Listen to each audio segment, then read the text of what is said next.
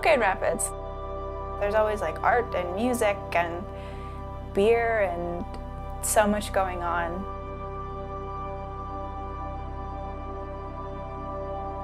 We have definitely been growing as a city. We've been seeing a lot of change happening both in downtown as well as our neighborhoods. This is a great city. It has the character that it does because of its people. Grand Rapids is unique, and not always in a positive way. Hi, my name is LaDonna Norman. I'm a community advocate in Grand Rapids. You move one street over and it's like a whole different world. We've waited far too long. The damage is done.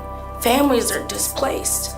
You have to take it to the people for them to even, first off, know it exists, but secondly, to actually start caring. The majority of people who live here are white, and they don't have to think about race or racial discrimination or whether or not the color of their skin is going to affect their day, so they don't.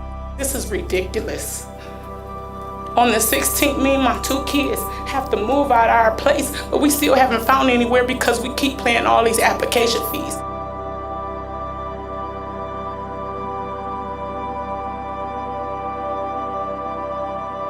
Yes, it's a bittersweet pill, but it's the fact. There's racism, you know, and how can we get rid of it is by doing plays like this, bringing it to people's attention.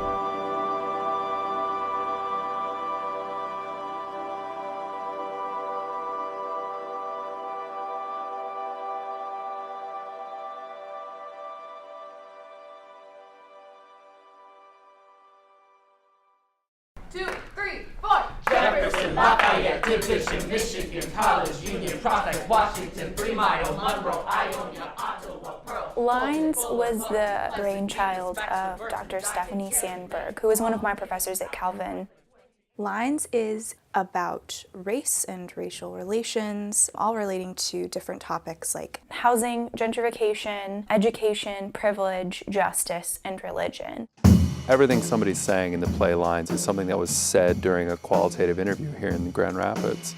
In 90 minutes, you get to hear unique voices coming from your average, everyday neighbor, business owners, people in education, nonprofit workers, political leaders, a huge scope of people.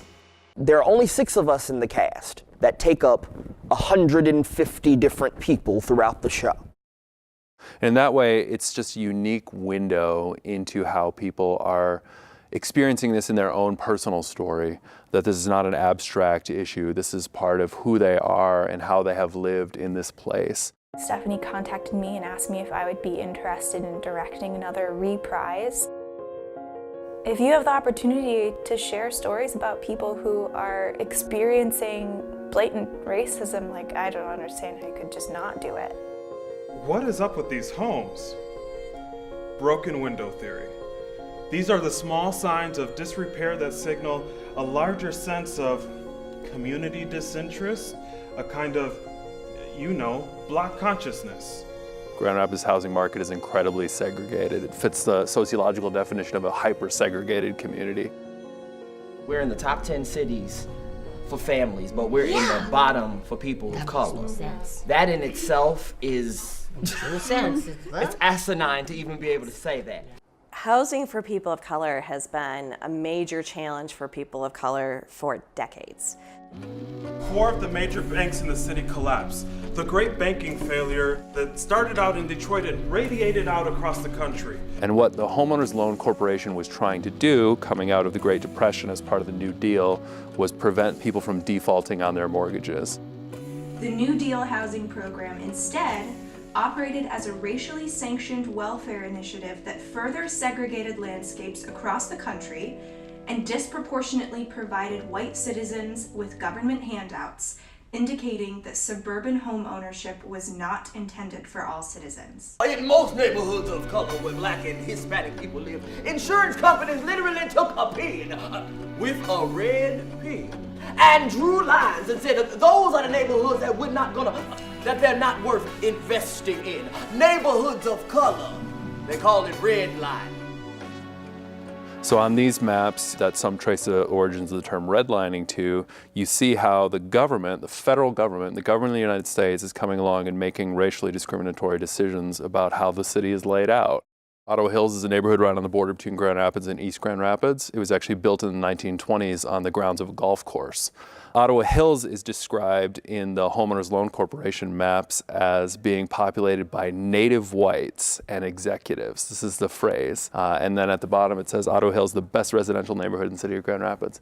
Very nearby there is a neighborhood that today we would call Baxter, which at that time was predominantly African American. And it says on the form, again, a form the federal government put together, percent Negroes, yes, substantial. And it gives the whole area a D. And that's really all it needed to give it a D, was to say the housing's not great here and there's a lot of people of color here. Ottawa Hills remains one of the most expensive neighborhoods today in 2018. Baxter remains fairly suppressed right along Wealthy Street, and those patterns are traced back to decisions and segregation that was already present here in 1934 and has continued up into 2018. It's a fact that cannot be ignored, and something needs to get done, even if it means watching a production and starting a conversation that may lead to something else.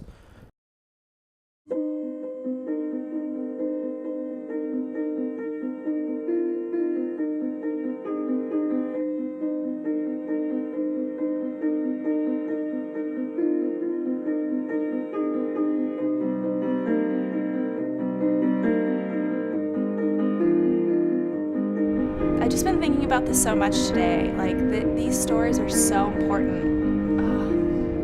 Like, if we don't tell them, who's gonna tell them?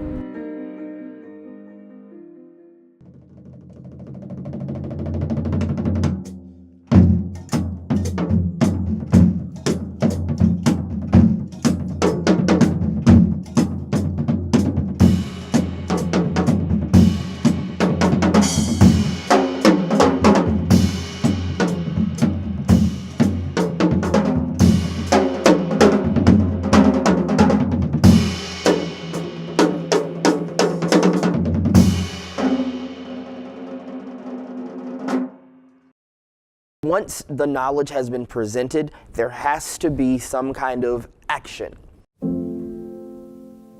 At the end of the day, we live in a world, we live in a society, and even in a nation where we have to work together. And without each other, like we say, united we stand, divided we fall. How can you say that racism doesn't exist in our society? You're not listening. You're not actively looking to hear something other than what you want to hear. I saw a group of people from 6 different backgrounds and 6 different perspectives come together and create something really amazing. They were a community, and they did the thing that I want to see in Grand Rapids. As long as I know that the knowledge that I'm giving is awakening somebody else to do something or to be active or to say, hey, let me research this on my own, then I know I'm doing my job. Ask yourself that question.